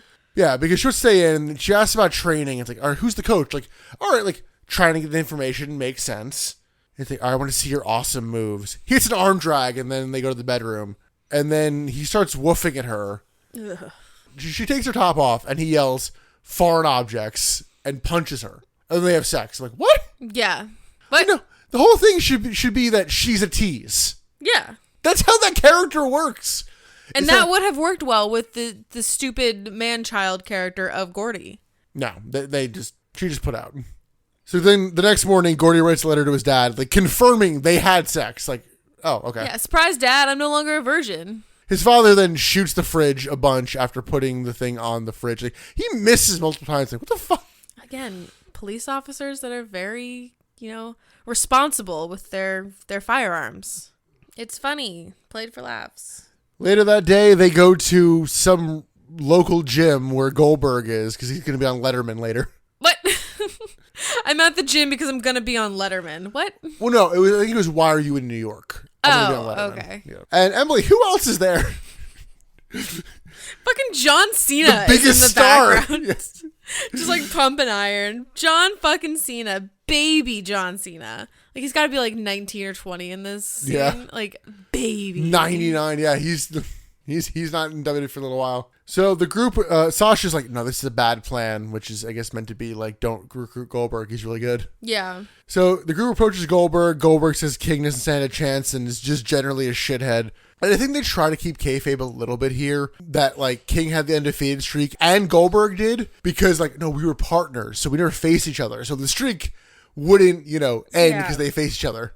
What? I liked the little bit of like, all right, try to explain the logic of Goldberg being in this movie and having a streak, and it doesn't, doesn't contradict yourself. Only you would be like, it's fine. It's Goldberg. It's fine. So Goldberg declines King's offer, and Sean tries to actually appeal to Goldberg, and he's like, no, I work alone. Which I guess is fair. But also, didn't he just say that he was in a tag team? So he doesn't work alone. Well, I mean, a tag team match. It was vague how long the two teamed together. He did shit on Jimmy in this promo. Promo. He did kind of shit on Jimmy King in this conversation where he says that Jimmy King is a second-rate wrestler and a third-rate man. Yeah. Which is just like a good dig. I mean, fair also. Yeah. Based on everything I've seen, I agree. Yeah, well. Back at Sal Bandini's apartment, he watches some TV in his house. And, I literally called this Stu Hart's dungeon. Honestly, this is cooler than the actual dungeon. Oh. The dungeon's just a fucking shitty wood-paneled basement. Yeah. Perry Saturn and Sid Vicious just break in like black ops gear. This is what I was thinking of earlier when I was saying that Sid's looking kind of goonish. Like, he's in full, like, cartoon villain mode, especially when he's teamed with Perry Saturn. It's very Looney Tunes action. It's very here. Looney Tunes, Of yeah. like, literally, they see him in the kitchen and go to close in, and all of a sudden he's gone. It's Yeah. like, the fuck? So we get another Sal Bandini. Want to wrestle? Sal just beats him down and stretches Saturn to get info. And then Sid hits Sal with a wooden chair and Sal is sent to the hospital. I mean, they do clock him pretty good. Oh, yeah. So it's kind of like, that makes sense. Oh, yeah. And we go to the hospital. And I don't know about you, but I could use a break. Yeah, definitely. I could use Butterfingers. Hungry? Butterfingers? Grab Butterfingers. Butterfingers? I love Butterfingers. Butterfingers? I didn't have one Butterfingers. Butterfingers? What? Butterfingers? Yeah, they plug Butterfingers like every fucking second of this scene. Halloween just passed, and when we're recording this, and I didn't have any Butterfingers. Oh, no. I know, I'm kind of sad. Martin I actually Landau like would be Butterfingers. ashamed of you. I had a lot of Milky Way because I provided the candy this year. Gordy goes to get a Butterfingers. Butterfingers? And Sasha's like, I gotta make a phone call. The payphone is 6 feet away from the fucking vending machine. And she Right. like lays out her whole fucking heel turn on the phone. Does not check her surroundings once. No! So yeah, she's a heel. She was on Sinclair's side the whole time, feeding him info. That's how they got to Sal. Sasha's a snake. Yeah, this is where she gets promoted to head Nitro Girl. I'm like, were you not already? Well, no, she gets told, like, if this plan goes through, head Nitro Girl is in your future. My I didn't think it point was, stands. like, offered. Who the fuck is... She's the only one in a different costume, I I mean, assume. Spice is there. Spice should be the head Nitro Girl. I mean, I agree with that regardless. Spice is there. But she's front and center in a different costume. She's very clearly the head Nitro Girl. Well, maybe not. Maybe she just didn't have the right costume. Maybe she's actually really bad at being a Nitro Girl. Ever think about that? She's the intern. Maybe. So in the hospital room, Sal tells King not to worry about him and gives him a final piece of advice. And it's, attack DDP's strength. John's like, don't give me his weakness. Like, no, go for the strength. Like, no one expects you to go for what they're, like, strong at. Which is an interesting take. Yeah. I don't know how I feel about that. I'd say him. I was like, okay. Gives him a general pep talk and wants a Butterfingers. General. The three then leave the hospital, and King is doubting himself again. Butterfingers. Sasha goes to get on the trailer, and Gordy dumps her. It's like, you have no heart. Get wrecked, Got nerd. him. Get out of here. You'll never be head Nitro We Girl. will literally see her for 30 seconds at the end of this movie, and that's it. Yeah, she's done. Her day here is done. You tell me Rose Bye, McGowan Rose. hated the script and threw it in the trash multiple times. Pretty garbage. Hope she got paid well for it. Hopefully. Next scene, everyone goes to visit King's ex, and she kicks him in the dick, and then does it again. A lot, yeah. Hard. She does it twice, but in the mid-credit that's stuff, the they thing, yeah. cut to this shot multiple times. There were a lot of takes of this. King's like, I'm not sure why I'm here, but very clearly has a mission, which is talk to his son. Right. It's like, you do know, you fucking idiot.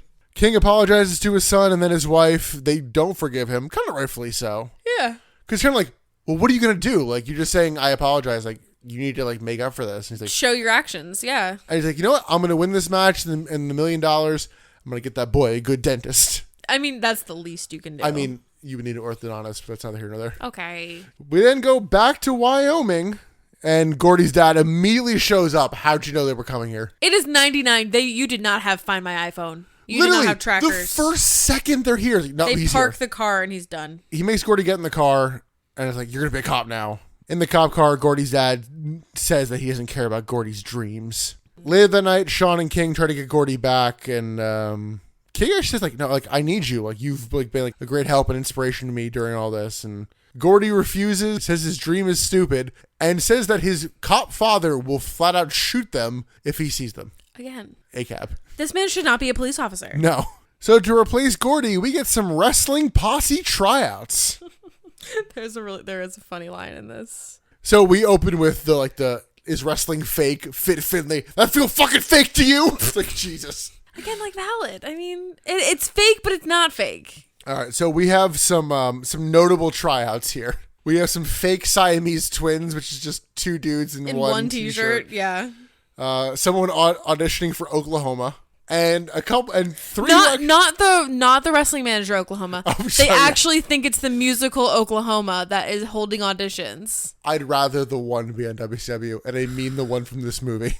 You would rather them just like break out into song from Oklahoma. I wouldn't mind a random musical. That's what Nitro Girls are for. A dance number in the middle of the show. They're just gonna do an Oklahoma number? Why not? You're telling me it makes less sense than the Nitro Girls just randomly doing a dance number? Oh my god. So three actually end up making the cut. It is Fireman Fred, Cool. the Chewer, who Ew. spits tobacco, and Pretty Kitty. There was a very funny line with her in her audition. So Sean is like, look, she could work, she could do it. And she like does her whole little like Pretty Kitty thing. And Jimmy King looks at Sean and is just like, what is this woman going to do? Boob them to death? Like, that's just a funny line. Yeah. I think it was King was like, I'm sorry, honey, we're looking for, people who can help us in a fight. And then she like strips down to like, Okay, yeah, maybe that was it. like a sexy attire. And Sean's like, well, I mean, we could use something. She gonna do boob them to death? It's funny. They have their posse and they're going to leave Cody, Wyoming. And who is here to see them off? But the whole fucking town. Like, what the fuck Yes. It's wild. Including Brittany, who is suddenly into Sean. Because she saw him on TV. Yeah. He turns her down and then decides to have sex with Wendy inside the trailer. And he gave her the very sweet gift of a t-shirt from the Hard Rock Cafe in New York City. It's adorable. So they go in the trailer and they have sex. Yes, because she's like, I have a gift for you too. And It's her. yeah. So 2 minutes pass in the timeline, and the truck starts to pull away, and then it just stops in the driveway, and Sean kicks out Wendy, and she's wrapped up naked in an NWO blanket. But yeah, NWO nowhere else in this movie, but there. Also, I'm sure she would have hated going to fucking live WWE pay-per-view. Yeah, why did they kick her out? Why couldn't she go? I will note that you missed Gordy and his dad showing up, and Gordy apologizes to King, but Who cares? trying to run back to the truck, buck ass naked. But it's funny when it's him. Meanwhile, for her, it's like, oh, cool, you just like got a very public walk of shame here. But I feel like she was also kind of being praised. Like, I didn't feel shame for her. I don't know. I don't think that there was a lot of like, wow, you whore. Like, I don't think that she was being shamed. It's also one of those things of like the movie is already like, do you like wrestling, you fucking loser? So But now it's like the losers get laid. by the other losers. Eh.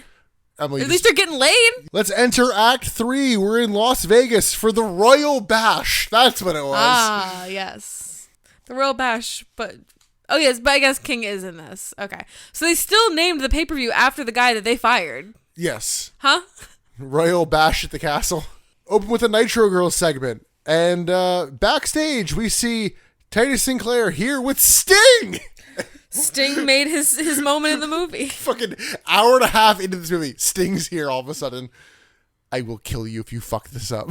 It's like, that's our one F word for the night. Sting is just stoic, straight face. Just like, why Like am I full here? 97 Sting. I feel like he's thinking like, this is a payday. Like, just shut up, pay me. Sean is rocking the red pimp suit and King is ready. In the ring, Sinclair hypes up the match for the crowd and calls out Jimmy King.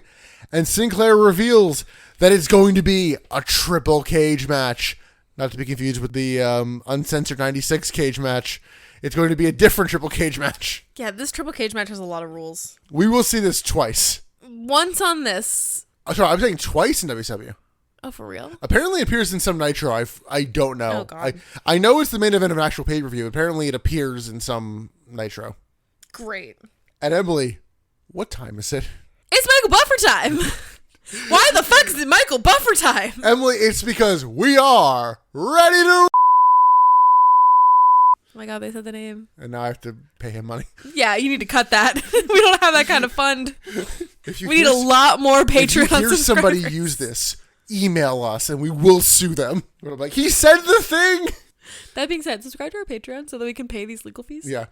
I also did note, he did say the we are ready to rumble as opposed to let's get ready to rumble. Maybe that's a different pay rate.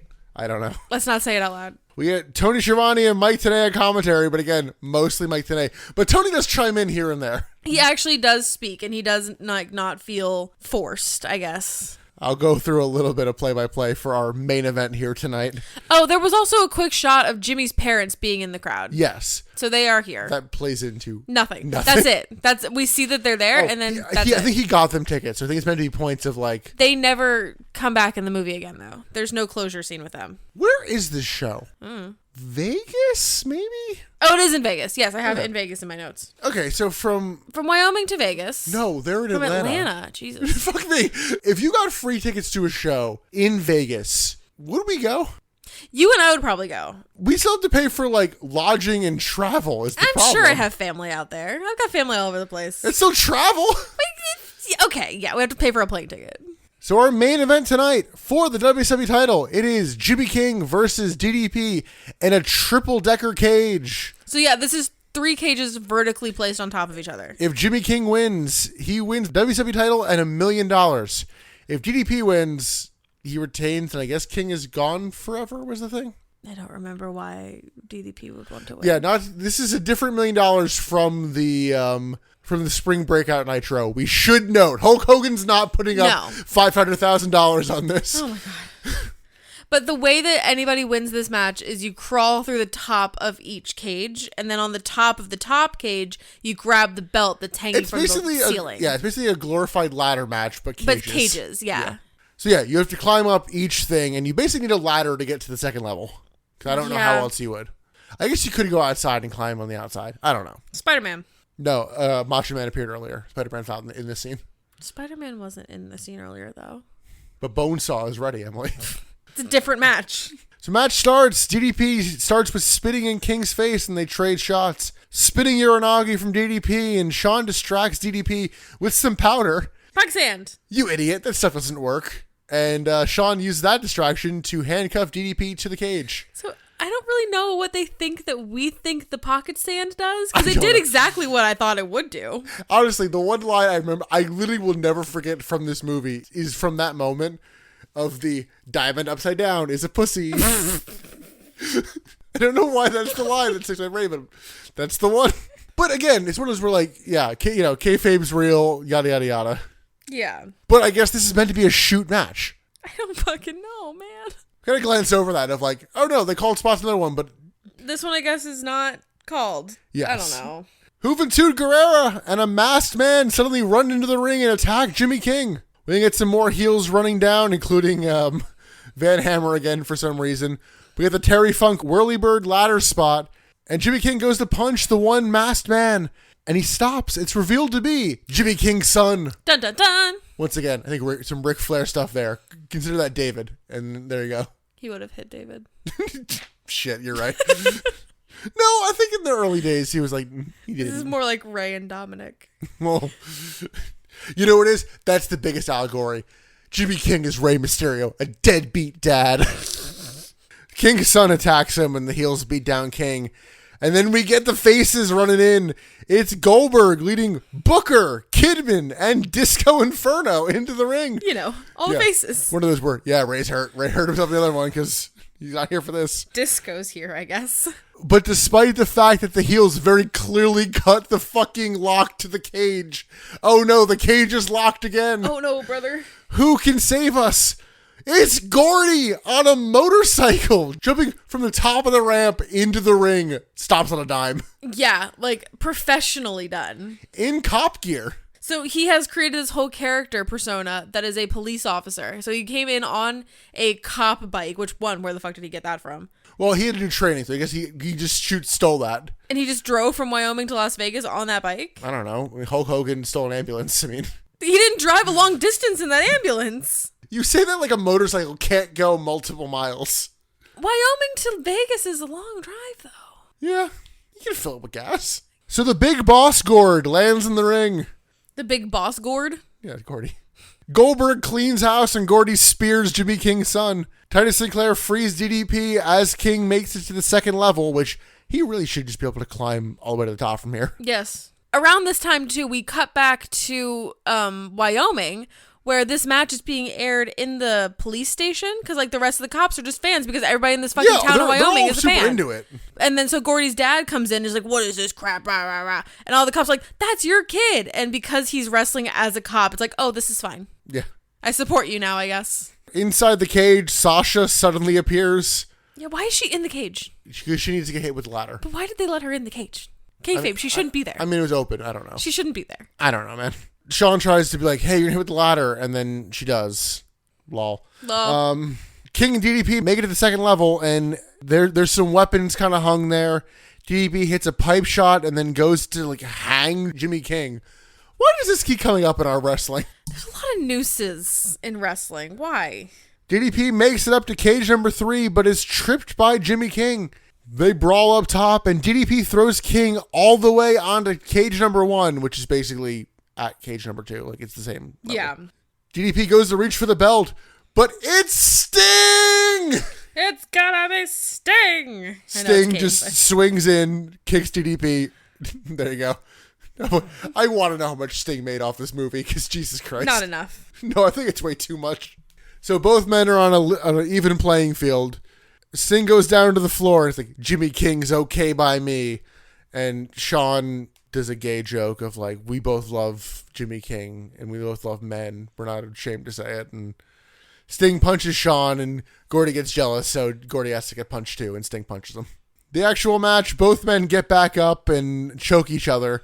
I guess the goons are just brawling in the lower level. Yeah, I don't know why they're brawling. Because Goldberg's still there. Because we get a couple of like cuts to Goldberg looking up like, you got this, King. Come on. Yeah. It's like, oh, buddy. I know I know we talked about the news already, but we didn't see it go on more than one person really. No. So yeah, it was just kind of like flash to the camera and that was it, right? Like they didn't Pretty get much. Passed around. Because I'm thinking about this last pay-per-view that we did, because that news just got passed around. I mean, I guess we should note, we watched this for free on YouTube. We did not pay money for this. Oh, absolutely not. And Nick I'm like, played with the idea of ordering this on DVD just to like have in the house. Yeah. No, I don't want this in my home. You will move out before you have this in your home. Yes. I'm like, did they cut some awkward spot? But I don't think so.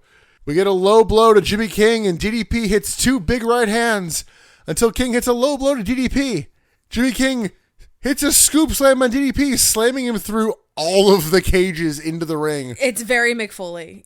It was giving. Do not fucking. But the way that he crashed disrespect through Mick the Foley. cage, it's a little emotional. Neck first on all of it. It's a little Mick Foley. I don't know.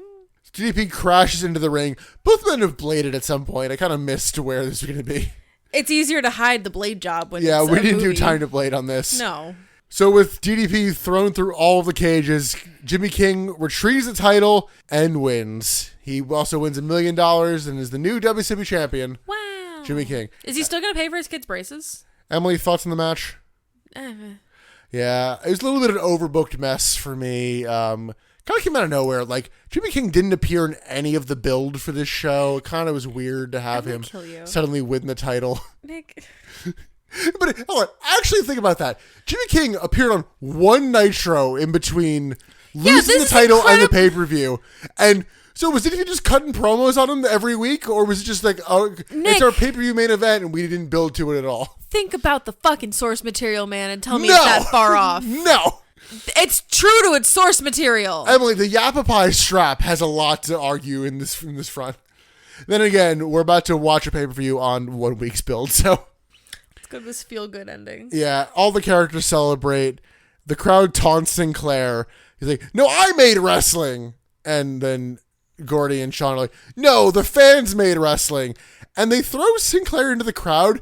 I think the crowd beats him to death. I think so. Like, that's the implication. Like, they just... It's very Umbridge at the end of Order of the Phoenix. Like, does she get killed by the giant? I'm sorry, Eric Bischoff. I must not tell lies.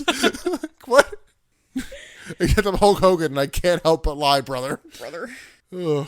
So, Gene then interviews Jimmy King in the ring, and immediately is like, I know you just won the singles world title, but you need a tag team partner. Like, what? Why? Goldberg offers to be Jimmy King's partner, and King's like, no, I'm going to wrestle with the Law. Which is what he just kind of names Gordy. Yeah, not to be confused with Judge Dredd, the Law, different Law. Sure. And yeah, so it's Gordy, the Law, whatever the fuck his last name, and Sugar Daddy Sean something. We see Wendy watching the pay-per-view from the fast food restaurant. I'm like, you paid for this in the restaurant? On the same screen, your camera for the drive-thru is on. Sure. Everybody in this town is watching the pay-per-view. Nobody's at the restaurant. The heels slink away. We go back to that opening gas station convenience store. Stop and shop. Goldberg throws the cashier through the front door as Sean puts over wrestling to the children again. The Nitro Girls pick up everybody. Sal Bandini's in the back seat in a pseudo hot tub. It's literally just the back of a truck.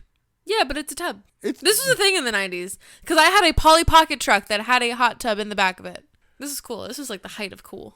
That closed out the movie, but we get some bloopers, including Oliver Platt accidentally punching Randy Savage for real, going, Yeah. "Oh shit!" It's like, oh fuck, sorry, brother. And then we get a low blow compilation. Credits.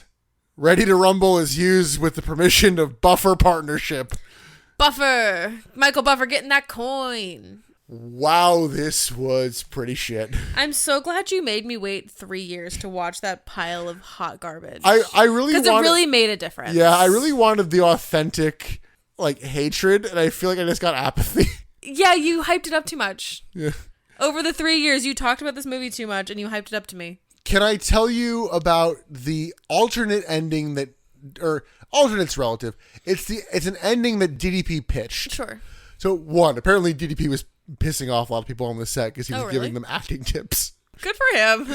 But he had an ending that I think would work, and I think would actually tie up some of the like weird plot holes in the movie of kayfabe. DDP wanted the ending of the movie to be they end at a bar, and it looks like Jimmy King and DDP are gonna start fighting again, and then they hug because it's all kayfabe, and they tell Sean and Gordy, "Welcome to the business, brother." That could have worked. Yeah, That could have been cool. It could have worked. It was. That could have been interesting. I like that. Yeah, it's one of those like, okay, yeah, like it I could could have work. seen how it was done. Yeah, basically, it's like, no, they were like, this was always the storyline, and they just were like marks and didn't, like, They didn't get it. I don't know. But it also has its holes of like, all right, why do you have to train with Sal Bandini? And Right. yada, yada, yada. Why did he run off in a motorhome? Yeah, it'd be different if like some of this was shown on screen, and for all we know, like some of it might have been, but I don't know. But Tell, don't show. yeah, this was this is a bad movie, man. Yes. But not fun bad. I wanted this to be, honestly, I wanted it to be worse. No, it's a product of its time, and like not even in like a fun way, and just No. like there's not necessarily dated humor as in like, oh, reference to this. It's just like Things that aren't it's funny not anymore. funny anymore. Yeah. Yeah, and that's like one of the most damning things you hear about comedy. Just like, it's just not funny. No. I feel like we almost understated the amount of shit jokes in this. Like there's so much poop humor. So much fart humor. Like the farting nuns, just like the feeling you need to be like, no, do you get this? The farting nuns. The nuns were farting. It's funnier if they're It's farting. wacky. Well, we did it. We Was did it worth it, Nick? This is the only WCW movie Probably for ever. better. I don't know how many more movies we'll do in the back of this. This episode went a lot longer than we thought it was going to. Yeah. We were like, this might go 20 minutes. We don't know. It did not. We always say that, and every time we say that, it's like, okay, 3 hours later. Emily, I am going to ask you for your best bit of the movie, your worst bit of the movie, and your MVP of the movie. It can be the character or the actor. So I give my MVP to Sean. The character. The character of Sean. Okay. Yeah. He was the most fine. We're going out of order, but I'm giving my MVP to Martin Landau. Sal Bandini? Yes, God, man, I hope he got paid. I hope he got fucked. He's way too good for this movie. Emily, what was your best bit of the movie, scene, whatever? The nun scene wasn't the worst. So I was like, it's whatever, fine, sure. In terms of presentation and all that, I'll give it to the main event. Yeah. I don't know. I didn't feel like the movie ended flat in terms of that. Like, it felt like it built towards this, and you get some fun cameos. You get some like well shot action. I mean, minus the scoop slam putting him through 3 cages, like it felt like a wrestling match. Yeah, it did. It felt like a typical overbooked WCW main event. Well, we're going to see it soon. All right, and we might agree on this, Emily, but what is the worst bit of the movie? I mean, it's all the humor. It's the jokes. Like, there's so many jokes that just didn't land. So many jokes that didn't age. The worst bit of this comedy is the comedy. I mean, specifically, I specifically gave it to the police brutality jokes. They were a little bit few and far between, but they were strong when they happened. They were very strong. They weren't few. They were too frequent. I went a different direction. I gave my worst bit to the entire character of Gordy. That's valid. Gordy sucks. Gordy's the worst part of this movie. Gordy is the worst character that's been written. Because he sucks. I also believe in the universe of this movie that Sean would not be as much of a sad fucking mark if it wasn't for Gordy. Yes. Sean probably has like a pretty substantial future if Gordy is not there holding him Got down. a cute ass girlfriend at the end of this. Who likes Sean wrestling? actually has a good head on his shoulders. No, Gordy sucks. It can't be stated enough. There was never a point in this movie where I was rooting for Gordy. And Emily, that's your future WWE champion. That's going to do it for the Butts in the Cinema. This wasn't cinema. This was not Martin cinema. Scorsese is just upset somewhere right now. Next up is Reboot Nitro. But until Reboot Nitro, you can listen to all of our back catalog of all the actual wrestling shows. Yeah, do you want to listen to our back catalog? On Spotify, Apple Podcasts, Google Podcasts, Amazon Podcasts, and a few others. You follow us on social media on Twitter, Instagram, and Threads at Butts in the Pod and Facebook, Butts Seats Podcast. I'm looking forward to doing a wrestling show again, and WCW because this was a shit movie, and before this was a very up and down WrestleMania. Yeah. Emily, are you ready to rumble? No, I'm ready to go to bed. Well, until we go to sleep, I guess. I'm Nick, Emily. and thanks for being ready to rumble with the Butts in the Seats podcast. Bye. Oh no, Michael Buffer's gonna sue us. No!